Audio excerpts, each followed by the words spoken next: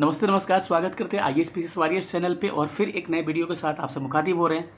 Physics का ये video है। मेजरिंग इंस्ट्रूमेंट होता है जो कि मापक यंत्र किससे क्या मेजर करते हैं, ठीक है। तो इसको देखिएगा ध्यान से। यहाँ से सवाल खूब एग्जाम में पूछे जाते हैं, चाहे आप 17वीं BPSC दे रहे हो या फिर दरोगा दे रहे हो या फिर शिक्षक भर्ती या कोई भी अदर एग्जाम आप दे रहे हो, वहाँ हर जगह काम आने वाले हैं। यहाँ से कम समय में बहुत अच्छा स्कोर कर सकते हो, ठीक है। तो इस चैप्टर को करेंगे। जो लोग नए हैं चैनल पर सब्सक्राइब करिएगा चैनल को, और पुराने लोगों को करना क्या है, वीडियो को शेयर करना है और लाइक भी करना है, ठीक है। चलिए स्टार्ट करते हैं इसको। अगर पूछा जाए कि महासागर में डूबी हुई वस्तुओं का क्या करें, कि महासागर में डूबी हुई वस्तुओं का अगर आपको स्थिति जाननी है तो क्या प्रयोग करिएगा। महासागर में डूबी हुई वस्तुओं की स्थिति जानने के लिए आपको किसका, सोनार का प्रयोग किया जाता है। किसका, सोनार का। वो सोनार नहीं जो सोना बनाता है, किसका, सोनार का हम लोग प्रयोग करते हैं, ठीक है। तो सोनार को ध्यान रखें। इसका फुल फॉर्म क्या होता है, sound navigation and ranging. Sound navigation and ranging full form क्या होता है, रेंजिंग सोनार का फुल फॉर्म होता है। एक ऐसा वेव उत्पन्न करता है, ये पराश्रव्य तरंग, इंग्लिश वाले कहे तो अल्ट्रासोनिक।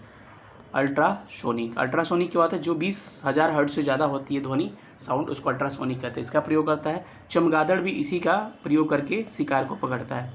तो इसका काम क्या है, साउंड नेविगेशन रेंजिंग का। ये नौशासन में प्रयोग किया जाता है नेविगेशन में, जिसमें क्या करते हैं कि कहीं पे वस्तु अगर नीचे पड़ी हुई है और टकराने की संभावना है जहाज़ वगैरह से, तो क्या होती है, वो पानी में वो सीधे क्या करती है, जहाँ पे ये लगा रहता है डिवाइस से, सीधे उस वस्तु से टकराती है पराश्रव्य तरंग अल्ट्रासोनिक, और टकरा के फिर वापस आती है, जिससे पता चल जाता है कौन सी वस्तु कहाँ है। इसका आंसर क्या होगा, सोनार इज करेक्ट आंसर। इसके अलावा पूछा जाता है कि रडार का फुल फॉर्म जानिएगा और रडार का प्रयोग कहाँ करेंगे ये भी जानिएगा। रडार का फुल फॉर्म क्या होता है, रडार का फुल फॉर्म होता है radio detecting and ranging. Radio detecting and ranging क्या होता है, रडार का फुल फॉर्म होता है। ये किस वेव का प्रयोग करता है, रेडियो वेव्स का ये प्रयोग करता है, ठीक है। इसको ध्यान रखिएगा, ये प्रश्न पूछा जाता है। चलिए अगले क्वेश्चन पे आते हैं। अगला क्वेश्चन क्या करेगा, निम्न में से कौन सी सुमेलित नहीं है। तो सुमेलित नहीं है में क्या करना है, आपको एक एक चीज़ बताऊंगा, कहाँ से क्या क्या पूछा जाता है, और सारा चीज़ को हम लोग क्या करते हैं, क्लियर करते हैं। चलिए स्टार्ट करते हैं और क्या क्या पूछा जा सकता है आपको देखते हैं। अच्छा, आपसे पूछेगा अगर एनीमोमीटर से क्या मापते हैं, कहिएगा वायु की चाल। एमीटर से क्या मापते हैं, विद्युत धारा। पायरोमीटर से क्या मापते हैं, उच्च ताप। कितना उच्च ताप, 800 डिग्री सेल्सियस से ज़्यादा। और क्या प्रयोग करते हैं, रेडिएशन का प्रयोग करके, रेडिएशन का प्रयोग करके मेजर करते हैं, ठीक है। अगर मैं आपसे पूछूं कि एमीटर तो हो गया, लेकिन मैं आपसे पूछूं कि कभी वोल्ट मीटर या पोटेंशियोमीटर से क्या मापते हैं, तो लिखिएगा वोल्ट मीटर या पोटेंशियोमीटर। क्या कह रहे हैं, वोल्ट मीटर या पोटेंशियोमीटर। पोटेंशियोमीटर से क्या मापते हैं, विभवांतर को क्या कह सकते हैं, आपको वोल्टेज को हम चेक कर सकते हैं इससे, ठीक है। अगर मैं आपसे पूछूं कि अल्टीमीटर से क्या मापते हो, अल्टीमीटर से, तो कहिएगा वायुयान की चाल। कोई वायुयान उड़ रही है, उसकी चाल किससे मापते हैं, अल्टीमीटर से मापते हैं। अच्छा, बैरोमीटर से क्या चेक करते हैं सर, बैरोमीटर से हम वायु दाब, प्रेशर को चेक करते हैं, वायु दाब, प्रेशर को चेक करते हैं। अगर मैं आपसे पूछूं लक्स मीटर से किसका मेजर किया जाता है, लक्स मीटर से हम प्रकाश की तीव्रता कह सकते हो या फिर चाल कह सकते हो, लक्स मीटर से हम इसका चेक करते हैं। चलिए आगे भी कुछ देखते हैं चीज़ों को जो बच गया है। आगे और क्या पूछा जा सकता है आपसे, सुनिएगा ध्यान से। आगे पूछा जा सकता है, लक्स मीटर हो गया, पोटेंशियोमीटर हो गया। अच्छा हाँ, सिस्मोग्राफ से हम भूकंप चेक करते हैं, भूकंप आया है कि नहीं, और इसके लिए एक स्केल है, रिक्टर स्केल। तो रिक्टर स्केल पे क्या मापते हैं, भूकंप की तीव्रता, भूकंप की इंटेंसिटी, तीव्रता किससे मापते हैं, रिक्टर स्केल पे मेज़र करते हैं। इसके अलावा और भी कुछ चीज़ें पूछी जा सकती है, जैसे कि आपसे पूछा जाएगा कि ओडोमीटर से क्या मापते हो, ओडोमीटर। तो ओडोमीटर ध्यान रखिए, ओडोमीटर से हम क्या, पहिए की गति, कोई गाड़ी चल रही है और उसके पहिए की गति ज्ञात करना है, ओडोमीटर से मापेंगे। लेकिन आडियोमीटर कह सकते हैं, आडियोमीटर से हम क्या मापते हैं, दोनों में अंतर याद रखिएगा, कभी मैचिंग के लिए देता है कि गलत दे देगा, आप कंफ्यूज कर जाइएगा। ऑडियोमीटर से मापते हैं ध्वनि की तीव्रता, ध्वनि को चेक करते हैं किससे, ऑडियोमीटर से, ठीक है। कुछ और चीज़ों को हम लोग देखते हैं जहाँ से सवाल बन सकते हैं, ठीक है। एक पूछता है आपको कि हाइग्रोमीटर से क्या मापते हो, हाइग्रोमीटर से क्या चेक करते हो सर, हाइग्रोमीटर से आप चेक करते हो, आप आर्द्रता को चेक करते हैं। और कैसी आर्द्रता, हाइग्रोमीटर से अपेक्षित आर्द्रता को हम हाइड्रोमीटर से चेक करते हैं। लेकिन वही हाइड्रोमीटर कहा जाए, ग्रो था, हाइड्रोमीटर कहा जाए तो आपेक्षिक घनत्व, आपेक्षिक घनत्व क्या बोलते हैं, स्पेसिफिक डेंसिटी, आपेक्षिक घनत्व को इससे मापते हैं। ठीक है। अगर आपसे नाट पूछा जाए, नाट, नॉट होता है एक नॉटिकल मील होता है, दोनों में अंतर है, नॉटिकल मील, दोनों में क्या अंतर है। अगर नाट पूछा जाए आपसे नौ संचालन की गति, मतलब कोई नाव चल रहा है उसकी गति ज्ञात करना, उस संचालन की गति किससे मेजर करते हैं, लिखते चलेगा क्योंकि यहाँ दिख नहीं रहा हर चीज़। तो नौ संचालन की गति हम नाट से यूज़ करते हैं, लेकिन नौ संचालन में तय की गई दूरी, नौ संचालन में तय दूरी जो होती है, कितना चला है नाव, उसको नॉटिकल मील से प्रयोग करेंगे। ठीक है, चेक करते हैं। तो इतनी बातें हो गई, मुझे लग रहा है कि इसके अलावा आपको लगभग सारी चीज़ें बन जाएगी। ठीक है। डाप्सन कहा जाता है कि डाप्सन से क्या यूज़ करते हैं, डाप्सन से हम ओजोन परत की ओजोन परत की क्या मोटाई चेक करते हैं। तो पूछ सकते हैं कि डाप्सन का कहाँ प्रयोग करते हैं, डाप्सन का ओजोन परत की मोटाई ज्ञात करने के लिए हम डाप्सन का प्रयोग करते हैं। ठीक है। चलिए, तो इस प्रश्न का आंसर क्या हो जाएगा, कह रहा है कि निम्न में से कौन सा सुमेलित नहीं है। एनीमोमीटर वायु की चाल बिल्कुल सही है, एमीटर विद्युत धारा बिल्कुल सही है, पायरोमीटर से उच्च ताप मापते हैं, हाई टेम्परेचर, लेकिन टेक्योमीटर से दबाव मापते हैं, बिल्कुल ये गलत है, बाकी सब क्या है आपके करेक्ट है। तो ऑप्शन क्या होगा इसका, सी करेक्ट हो जाएगा। चलिए अगले क्वेश्चन पे मूव करते हैं। विद्युत विभव को मापने के लिए किस उपकरण का प्रयोग किया था, बड़ा कंफ्यूजिंग क्वेश्चन था ये। विद्युत विभव को आपको पोटेंशियोमीटर का भी प्रयोग करते हैं, वोल्ट मीटर का, पोटेंशियोमीटर से ईएमएफ भी चेक करते हैं, ईएमएफ। ठीक है, ध्यान रखिए, उपयुक्त में से एक से अधिक क्या होगा, इसका करेक्ट आंसर हो जाएगा। अगला क्वेश्चन क्या कह रहा है कि निम्नलिखित में से युग्मों में से कौन सा सुमेलित नहीं है। ओडोमीटर से वाहनों के पहियों द्वारा तय की गई दूरी बिल्कुल सही है।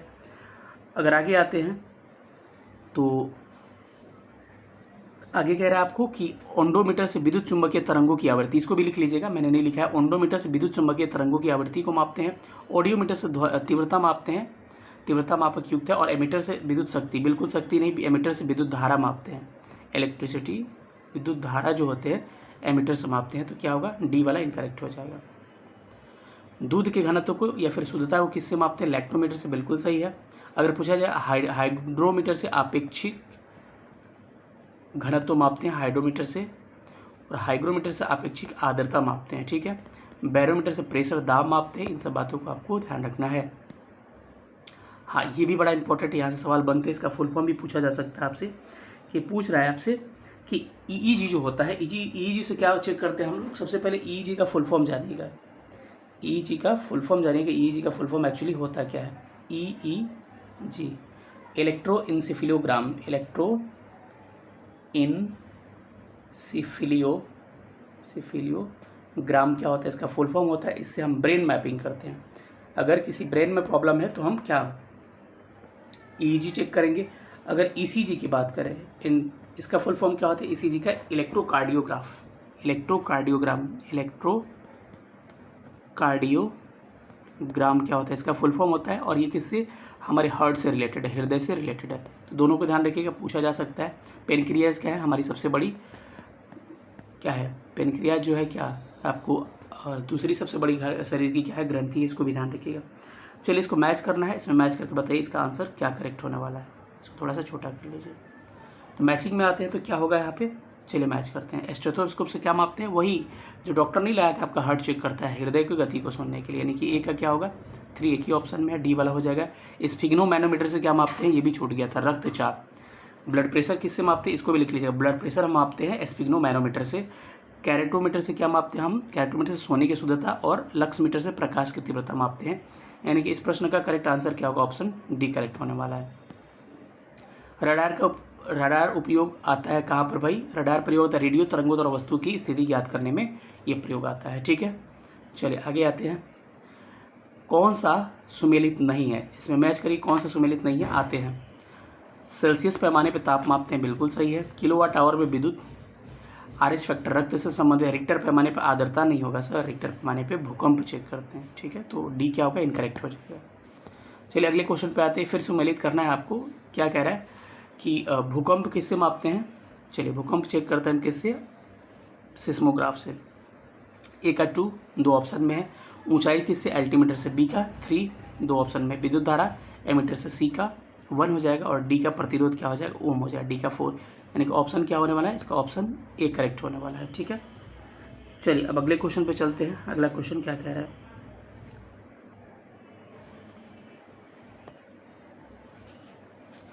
सही सुमेलित कीजिए। इसमें भी क्या करना है आपको, मैचिंग करना है। चलिए मैच करके हम लोग चेक करते हैं।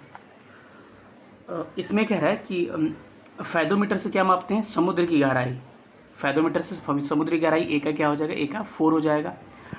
बैरोमीटर से क्या हम चेक करते हैं, वायुमंडलीय दाब, बी का 1, ए का 4, बी का 1, एक जगह मिला। हाइग्रोमीटर से क्या मापते हैं, वायुमंडलीय आर्द्रता मापते हैं, ठीक है, तो सी का 2 हो जाएगा, बिल्कुल सही। और अल्टीमीटर से क्या मापते हैं, ऊंचाई, यानी कि ऑप्शन क्या होगा इसका, ऑप्शन बी क्या होने वाला, ऑप्शन बी करेक्ट होने वाला है, ठीक है, ध्यान रखिएगा इसको।